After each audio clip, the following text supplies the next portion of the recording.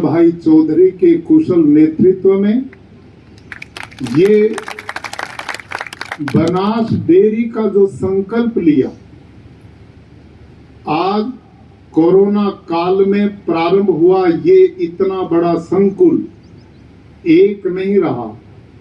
उत्तर प्रदेश, हरियाणा और अपने गुजरात प्रदेश के अलग अलग स्थानों पर आप सबकी एकता के कारण, आप सबके संगठन के कारण, आपके कोऑपरेटिव भाव के कारण इतनी सफलता से आगे चल रहा है कि इससे किसानों की आमदनी बढ़ रही है। हमारा जो कृषि का तंत्र है वो विकसित हो रहा है।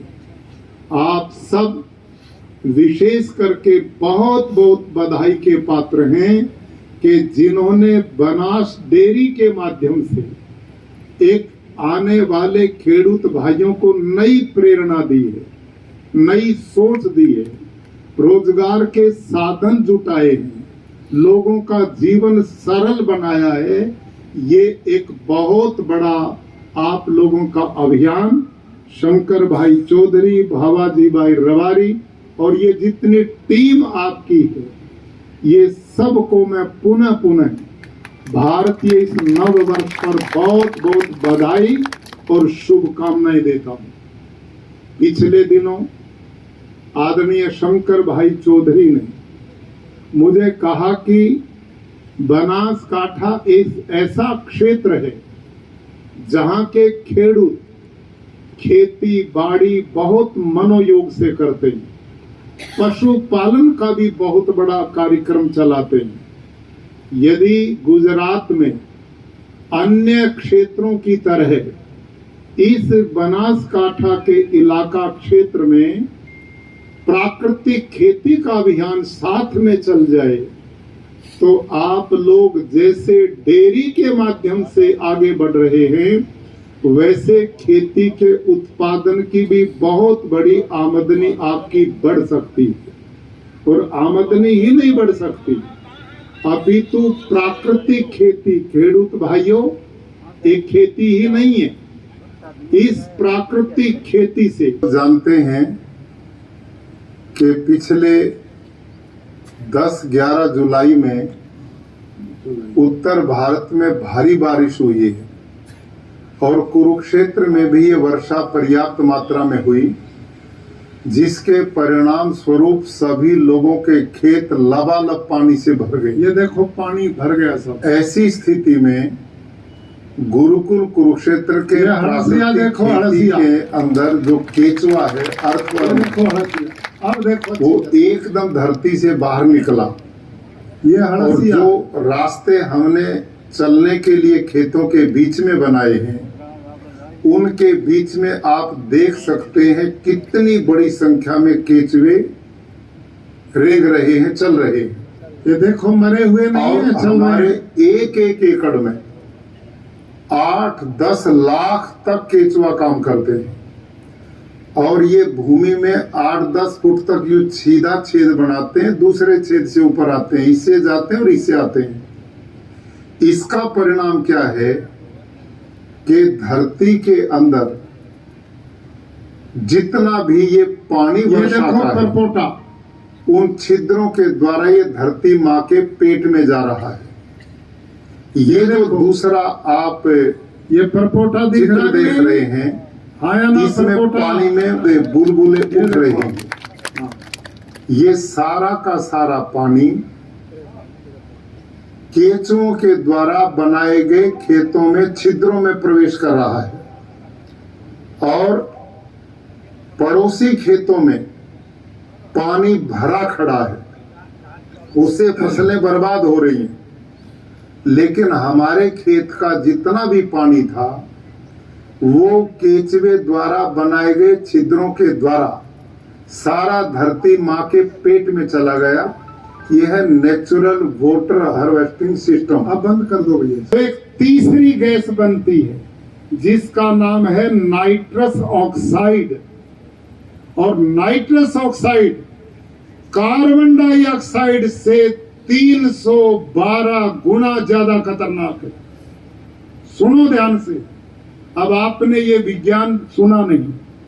कार्बन डाइऑक्साइड इस पर्यावरण के लिए बहुत खतरनाक गैस है, लेकिन आपकी यूरिया डीएपी वाली उस कार्बन डाइऑक्साइड से भी 312 गुना ज्यादा खतरनाक है।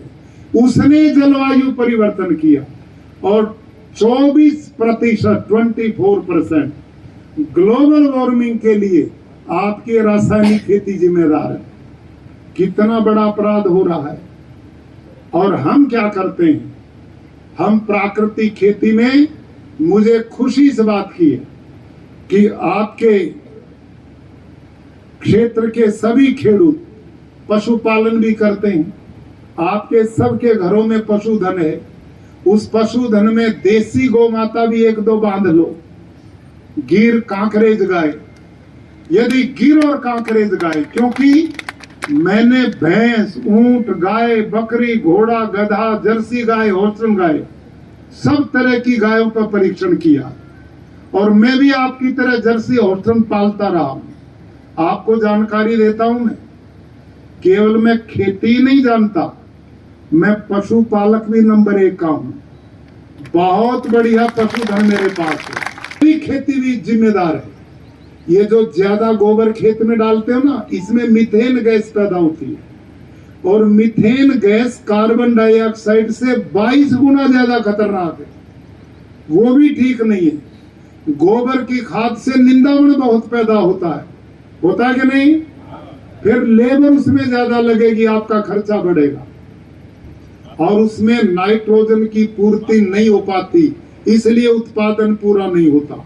लेकिन हमारे इस जीवामृत घन जीवामृत में क्या होता है, इस जीवामृत घन जीवामृत में इसकी लंबी ट्रेनिंग नहीं। अब हमने एक अभियान चलाया गुजरात में, 5 गांव का एक क्लस्टर हमने बना दिया। हर 5 गांव में हमारा ये जो प्राकृतिक खेती के खेडूत हैं, ये भाई मास्टर ट्रेनर हम बना रहे हैं। आपके गामड़ा में आएंगे और खेती बाड़ी के लोग आएंगे, वो आपको हर गामड़ा में आकर ट्रेनिंग देंगे। प्राकृतिक खेती की फ्री में ट्रेनिंग होगी। कैसे जीवामृत बनेगा, कैसे घन जीवामृत बनेगा। घन जीवामृत आपका डीएपी का काम करेगा और जीवामृत आपका यूरिया का काम करेगा। हम एक 200 लीटर का ड्रम भरते हैं पानी से, उसको छाए में रखो जहां पशु बनते हैं, और उसमें गौ माता देसी गाय 24 घंटे में 8 से 10 किलो गोबर देती है, 8 से 10 किलो गोमूत्र देती है। वो ड्रम में डालना है और 1.5 से 2 किलो गुड़ और 1.5 से 2 किलो किसी भी दाल का बेसन और पेड़ के नीचे की 1 मुट्ठी मिट्टी। खेत की क्यों नहीं? क्योंकि खेत आपका बंजर है, उसमें कुछ है ही नहीं। पेड़ के नीचे कोई यूरिया डीएपी पड़ा नहीं, वो धरती में जीवाणु। बस ये 4 चीजें आपने डालनी है और लकड़ी के एक डंडे से 5 मिनट सवेरे 5 मिनट शाम 4 दिन घूमना है। 5वें दिन 1 एकड़ का खाद तैयार है। आप ड्रिप से, स्प्रिंकल से या खेत में पानी देते उसको खेत में फैलाना।